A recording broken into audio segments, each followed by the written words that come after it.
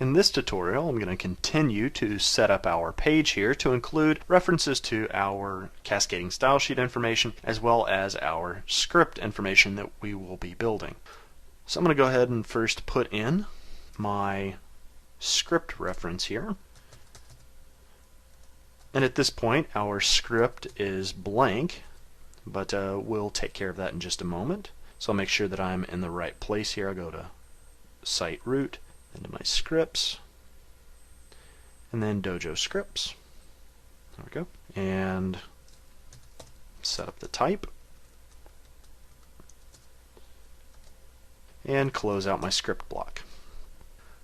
Then I'll set up my link here to my cascading style sheet information. Set up the relationship, so it's a style sheet. Set up the href, so that we're looking in the styles folder. There's main.css.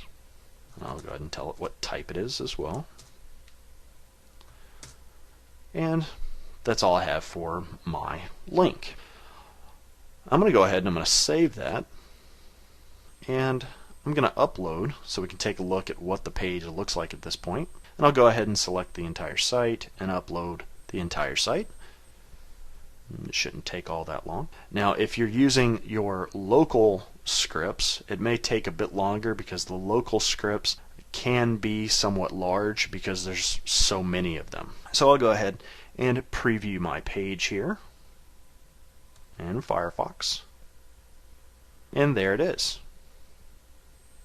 Of course, it's not looking quite correct yet, but we'll see that things will progress and change as we work with our other cascading style sheet elements.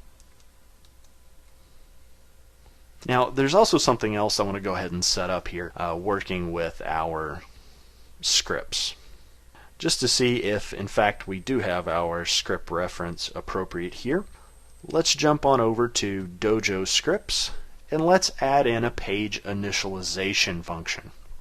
Now, in traditional JavaScript, this would be something like window.onLoad, which would then trigger some function.